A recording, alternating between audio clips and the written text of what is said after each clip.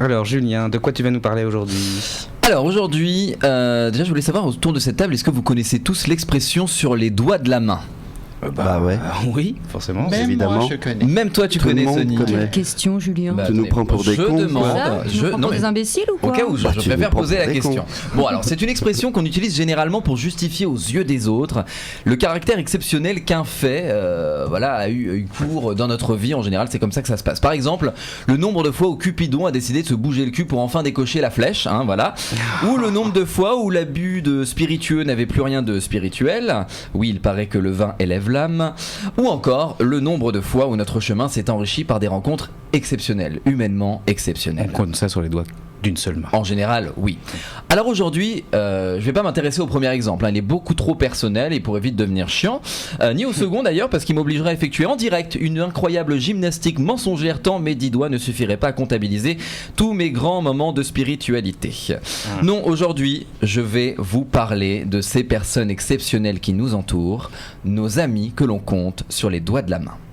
Alors ce choix n'arrive évidemment pas sans raison pour moi puisque ce week-end, l'un de ces doigts, le majeur s'il fallait le nommer tant il est le plus grand et le plus filiforme de mes amis, a fêté ses 30 ans. La trentaine, un petit cap psychologique pour certains, un détail pour d'autres. En clair, un moment que chacun traverse plus ou moins bien, mais au-delà de ça, le témoin d'une amitié qui, elle, va atteindre 12 ans. Alors 12 ans c'est pas rien et cet auriculaire ou cet annulaire qui complétera peut-être bientôt notre main se présente toujours d'une manière différente à l'index de notre vie, non sans un petit coup de pouce. Alors il y a grosso modo deux catégories d'amis qui se distinguent par le contexte dans lequel nous les rencontrons. Il y a les amis d'enfance et il y a les amis d'après. On passe son temps à nous dire qu'on choisit ses amis et pas sa famille, mais concernant ces premiers, je suis pas sûr que ce soit réellement le cas. Et oui, durant notre enfance, qu'on le veuille ou non, on se suit tous plus ou moins, on va dire quand même de la maternelle jusqu'au lycée sans aucune interruption. Donc on n'a pas vraiment le choix, ce seront eux nos amis, les fameux amis pour la vie, comme on les appelle. Tu me le promets, on sera amis pour la vie, cadenas magique, clé invisible, croix bois, croix de fer, juré, craché, trois petits chats. Et c'est parti, voilà. Alors ça semble ridicule dit comme ça, mais pourtant je vous conseille vivement de passer ce genre de pacte maléfique avec le plus grand nombre d'entre eux. Car après 15 années à vos côtés, d'accord, eux, ils connaissent tout de nos surnoms ridicules. Eux ont vu tous nos innombrables râteaux et nos premières pelles baveuses avec option machine à laver 1000 tours minute. Et eux ont pu observer et photographier à notre grand désarroi toute notre évolution physique, allant de mignon à pas mal, même si la chenille ne devient pas papillon pour tout le monde hélas, en passant pour les autres par jemecherche.com ou .comédon plus précisément. Alors c'est uniquement lorsqu'on en atteint la case adolescent que la profondeur de ces relations et de ce qu'elles seront capables d'endurer se révèle à nous. Et c'est là que rapidement on a l'impression de tenir entre nos mains notre liste de courses d'un lundi soir d'automne au Franprix du coin. Tristement nous rayons un à un les noms de ces amis qui disparaissent de notre vie. Mais une fois l'effet de surprise dissipé, la prise de conscience que cela implique, et oui, que cela implique l'expression tracer son chemin, on comprend que tout ça est normal, et puis on accepte. En revanche, cela ne nous empêche pas de lutter pour maintenir certaines de ces relations. Mais dans cette bataille, il faut être deux et ça nous allons vite le comprendre. Mais si par miracle nous sommes bien deux à le vouloir, si malgré les années et l'éloignement nous continuons à construire de nouveaux souvenirs, à partager notre délire et à alimenter ce feu sacré de l'enfance, nous trouverons là à coup sûr les compagnons les plus fidèles et les plus documentés de notre vie. Et qui de mieux que quelqu'un qui nous a vu grandir et qui nous connaît par cœur pour devenir notre ami avec un grand A. Dans le cas contraire, pas de panique, rien n'est perdu les amis, car c'est là qu'entrent en scène les fameux amis d'après. Alors sachez que même si le terme n'est pas très joli lorsque je le dis, il n'a rien de péjoratif, loin de là.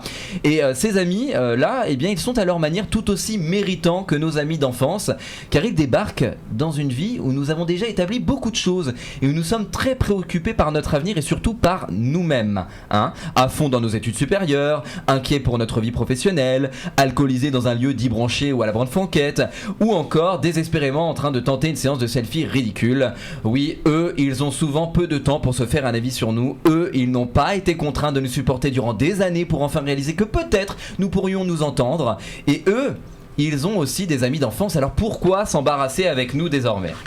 Eh bien ces amitiés-là, elles sont de l'ordre de l'instantané, du véritable coup de foudre. Vous savez, cette sensation de se connaître depuis toujours. Et il est vrai qu'hormis le désir amoureux et sexuel, un super ami a souvent tout du parfait amour. Une frontière parfois si mince qu'il faut bien faire attention de ne pas confondre amour et amitié afin d'éviter certaines déconvenues. Tu vois, je te vois plus comme un ami, tu comprends? Ouais, bien sûr, je comprends, ouais. Mais c'est quoi ces trucs par terre là derrière toi? Ça? Ah merde, c'est mon ego et ma dignité. Non, t'inquiète pas, ça va.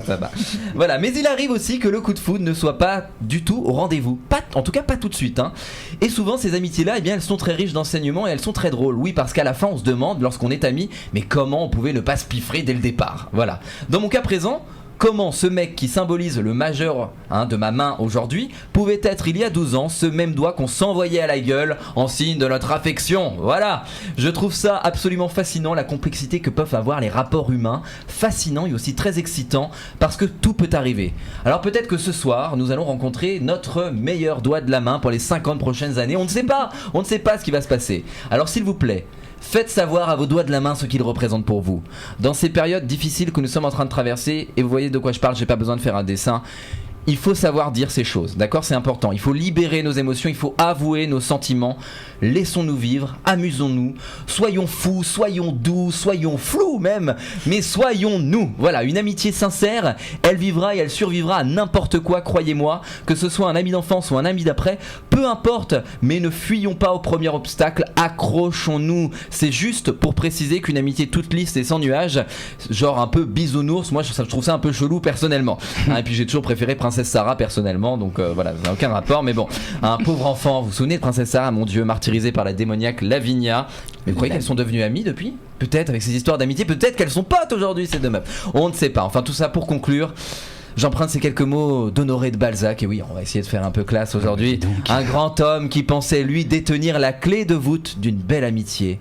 Ce qui rend les amitiés indissolubles et double leur charme est un sentiment qui manque à l'amour, la certitude. Merci Julien. Quelle sagesse. Oh, quelle sagesse. Quelle beauté. Mais t'as encore